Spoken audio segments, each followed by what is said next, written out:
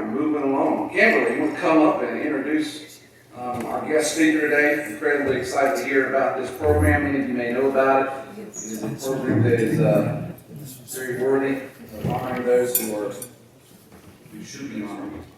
Come on up here. I'm going to pull up the slideshow for Alison as well. Good afternoon, everyone. I'm Kimberly Oliver, and today I have the honor of introducing our guest speaker, who is Alison. Alison has been a Rotarian with the Guilford Rotary Club for 40 years and is crazy enough to be the president-elect. That's what she said, crazy enough, not my words. Anyway, she works full-time for Dynamic Quest Managed IT Services, which I work there myself, and is the executive director and passionate volunteer for Triad Honor Flight. In 2018, she was blessed to surprise her dad with his honor flight from Cincinnati, Ohio. He arrived and walked off the plane and was shocked to see her. They both broke down in tears. It was a day that forever changed her life. She was not involved in the past flights after Greensboro, but has learned a lot since starting the 501c3 nonprofit at Triad Honor Flight. So, welcome, Alison. Thank you.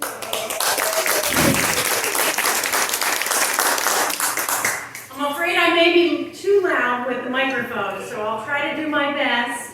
If you can, in the back or in the front, if I'm too loud or not loud enough, let me know.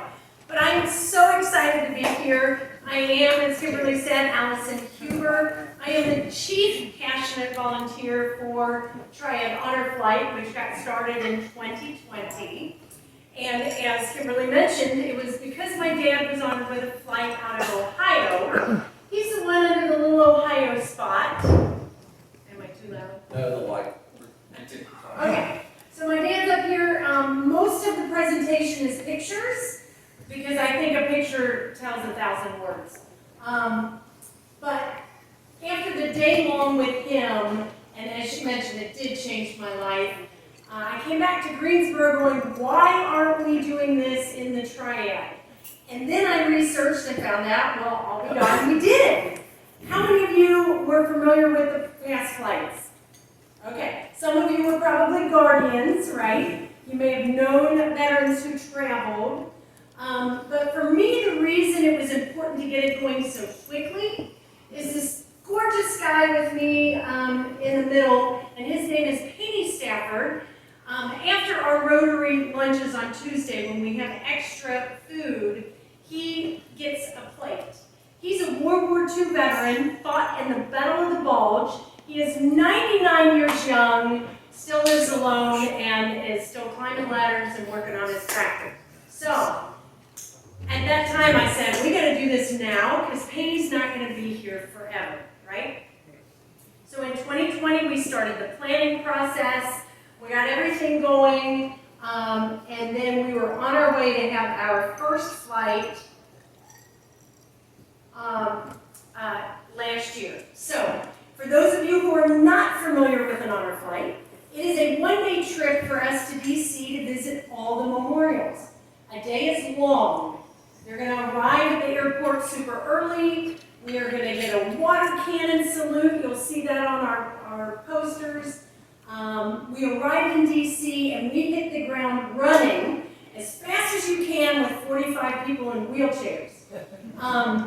So we charter 4 buses. We visit all the memorials. Our day coming up October 12th will be Iwo Jima, the Changing of the Guard in Arlington. Then we will have lunch at the Air Force Memorial, see World War II, Korea, Vietnam, Lincoln, hop back on a bus, head to the airport, and come home to a phenomenal welcome home ceremony. So we'll talk about that in a bit. Little history, Earl Morse and Jeff Miller are really credited with starting the honor flights. The gentleman to the right of President Bush is Earl Morse. He flew one veteran to DC, came home and said, woo, we gotta do this again. So he enlisted 6 pilots, they took 12 veterans, and Jeff Miller said, this is great, but Earl, you're thinking small potatoes, you're thinking thinking fly one veteran at a time. Let's charter planes. So Jeff was responsible for, in the triad, helping us take 1,300 World War II veterans to DC. It was a Rotary project, so District 7690, and as you can see, we started back up in 2020. We were extremely blessed that Jeff Miller was available for our flight. So he, as one of the founders, came along on our very first flight. There are 130 hubs nationally, residing out of 45 different states. That wait list number, I'm sure, is low. It's grown, especially with COVID and putting flights on hold. But we've been extremely blessed here in the Triad. We have had 2 flights. Our very first flight was on 11/11/21. Significance behind that, it was 10 years to the date of the last flight that flew out of Greensboro. I will also mention we just, a couple weeks ago, lost Sticky Birch, who was the sheriff in Guilford County. He was on the very first flight. He was almost 104 when he passed. So just amazing. 250,000 veterans have flown, and all veterans fly for free. That number is probably low because that's just recorded numbers based on honor flight hubs. So if we were officially connected with national, our numbers wouldn't count. We are, so that doesn't mean we get necessarily funding, but we follow some of their guidelines. I just have to share the picture with the wreath. We typically had a wreath at each of the memorials and do pictures with those veterans. Our very first flight had 6 World War II veterans. Our second flight only had 1, and his picture will be in here. But we're expecting 8 in October, which is just incredible. We are so excited to have that many World War II veterans who have not been honored. The couple here is the Hicksons. They reside in Greensboro. Husband and wife team, they both served in Korea. She's 95. She was a nurse in the Navy. He was in the Marines. But they got to participate in a very special wreath-laying ceremony on Veterans Day. Tommy, who came and spoke with us the last time, he's in the red over there. A little bit about our board. We have quite a few veterans, and those of us that are not veterans have a family member or obviously a very strong connection. We are all volunteer-led, 100% volunteer-led, and keep in mind we had to, as a hub, present counties that we would serve so that we did not overlap with another hub. However, there's not a hub right now in Raleigh, so we have had a couple of the eldest veterans that came from that area. We've got folks in the Rotary District, like Sand Hills, that really wouldn't be us, but we've taken in some of their veterans as well. We're working to see if we can't help Raleigh get up and running, but you can see all 45 wheelchairs, and Bob Gobble, who's pushing me in the wheelchair, is due to turn 100 this month, and he was our World War II veteran on the last flight. Our next flight is October 12th. It is a Wednesday, so I hope that you guys will, after your wonderful day together here at lunch, that you will all come up to the airport. I do have some flyers on the welcome home ceremony, but it is phenomenal. 600-700 people welcoming home our veterans. Why is that so special? It's special because a lot of these veterans came home to be spit on, and even the ones that participated in World War II, Haney will tell you, he came home, he had no place to live, he had no job, and he was treated differently. We think our World War II veterans were all heroes, but at that time they were still struggling, just like the other veterans who came home. Sept in the white over there, he was 100 when he traveled with us, and turned 101 on January 1st. Unfortunately passed in February.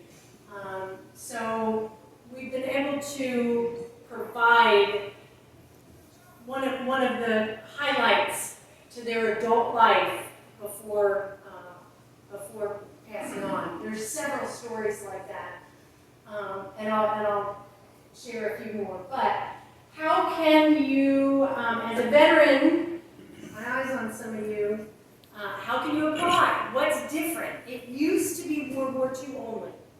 It is now open to all veterans 65 and older. Okay? So when you guys turn 65, I better see that application come through. And I'm watching.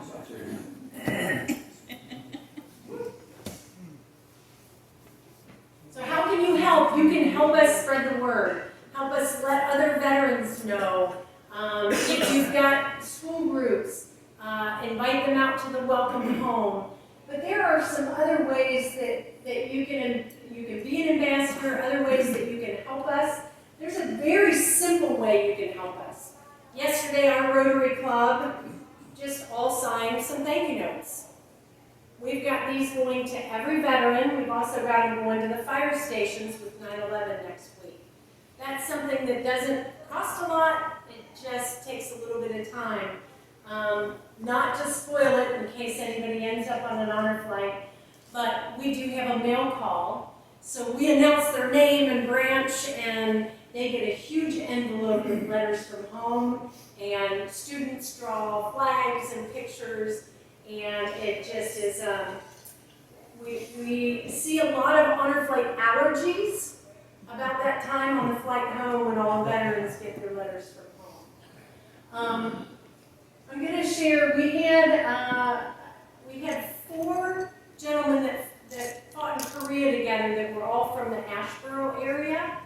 They all went to high school together, they graduated, they were in the Army together, came home, they still see each other, and we were blessed to have them on our last flight. We do have some Thomasville veterans on the upcoming flight.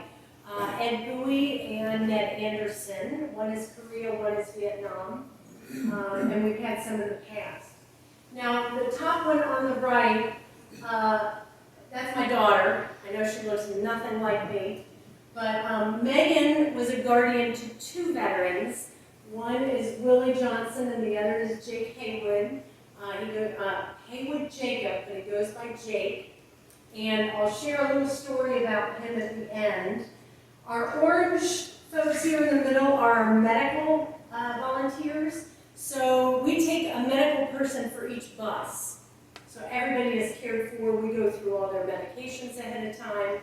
We know everything that's going on. We have some interview one-on-one time to make sure that the veterans are safe while they travel with us. We do sell thank you veteran signs. I think we've got some different events coming up. And we've had some different groups that have done some things on our behalf.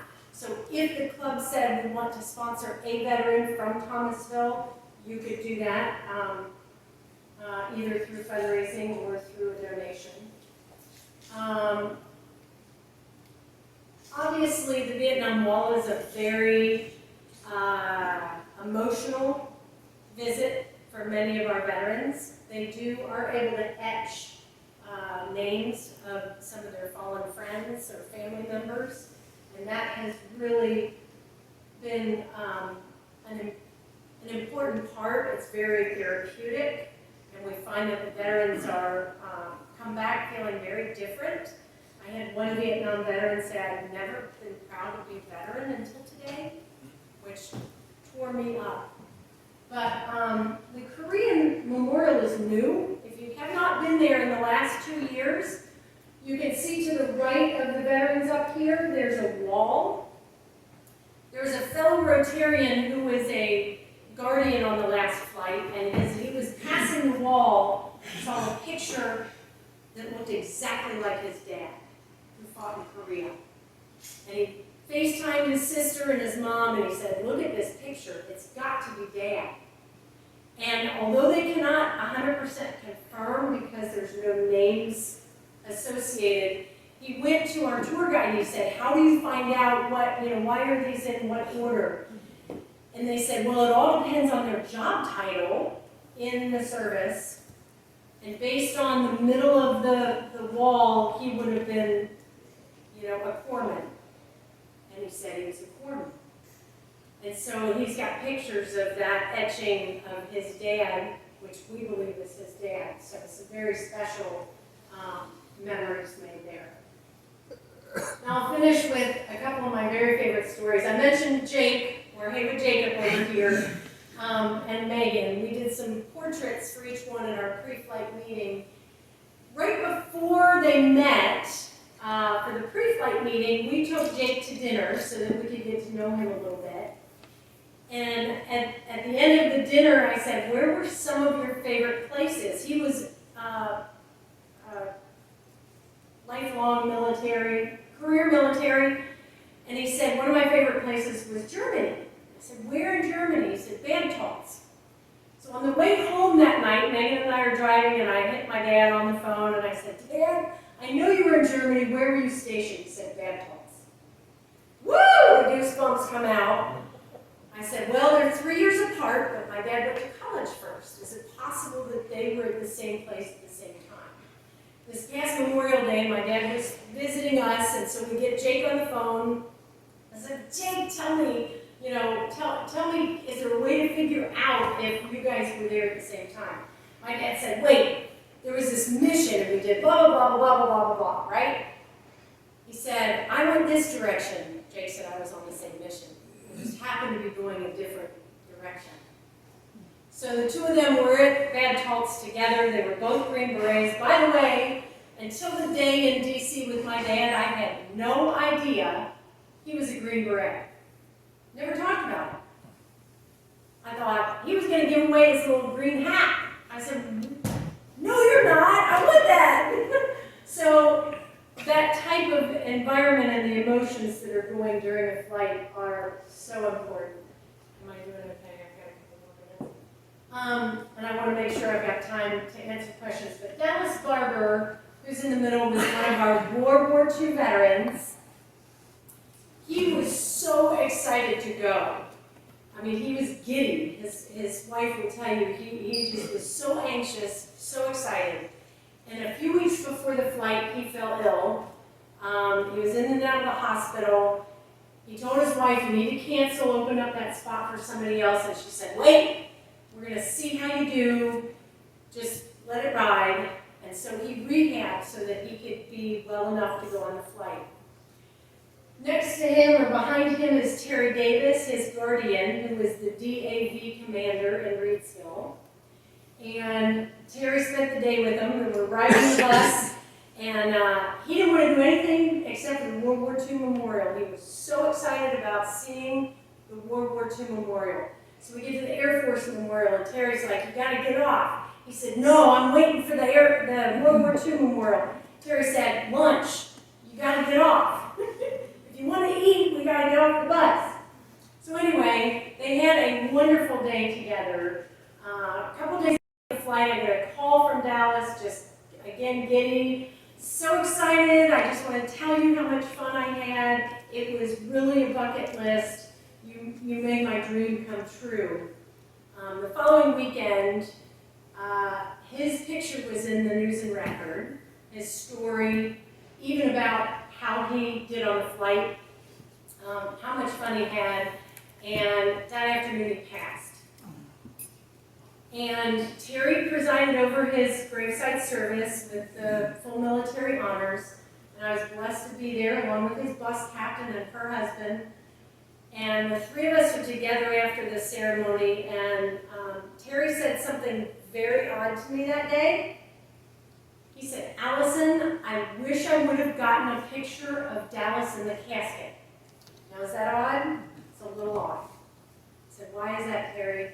He said he was buried in his honor flight jacket and hat. That tells you how important it is for us to continue this mission. We are expecting to fly twice a year, spring and fall, as long as we have the volunteers and the funding and the veterans, which the wait list for veterans and guardians is long, so I don't expect that to run out. But at that, I will open it up to questions. What can I answer? Oh, anything? Wow, we got it quiet. I either put you to sleep or you're kind of like, she's obnoxious. Allison, how do we know about coming to the airport throughout the ceremony? Sure. I have a flyer. You can put it out to your group. I brought 4. I was going to put them on tables, and it was printing from home, so it didn't do a great job. But 7:30-ish on Wednesday evening, and our flight is due to arrive around 8:20. And parking and long-term parking, you will be able to park for free with one of the programs. So it'll be free for you to be there. Just expect to be overwhelmed with what the environment is like. Any other questions? And Alison, another question on that. So, kind of things changed since the first, honor flights as far as how that welcome takes place. Can you tell us where the volunteers, are actually at when they come back? We take up pretty much the whole terminal of the A terminal or American Airlines. So when they exit, it will be a parade all the way down to door 3 or 4, depending on how many people come. They've usually got the old-time singers or a brass band. We're led out by a bagpiper. It is just awesome. And you will probably see some more honor flight allergies come out by the end of the day. Did that answer your question? Any others? Again, I've probably gone over. All right, well, I appreciate it so much. I'll stick around. I did put cards on each table. It's got our website. That's the best way to apply. And we do take the veterans by age. And if you've got a family member that's a guardian, they automatically qualify if they're 18 to 70. But if you just want to be a guardian for a random veteran, we take those in the order that they come in. So I just want to thank you so much and appreciate it.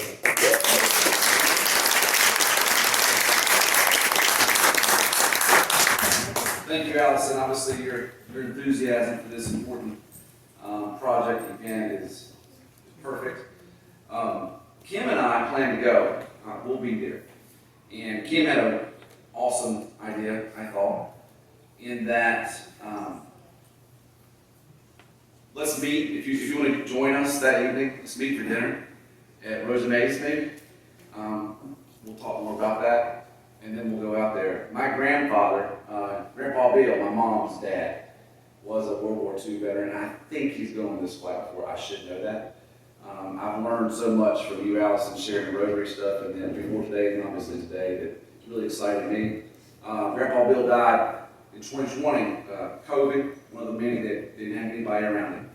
And so I'm going to go to Grandpa Bill, but also I just want to see all this other stuff too. So Kim and I would love for you guys to join us if anybody wants to go. I think that'd be a great outing. So thank you, Alison, for that. Let's see here.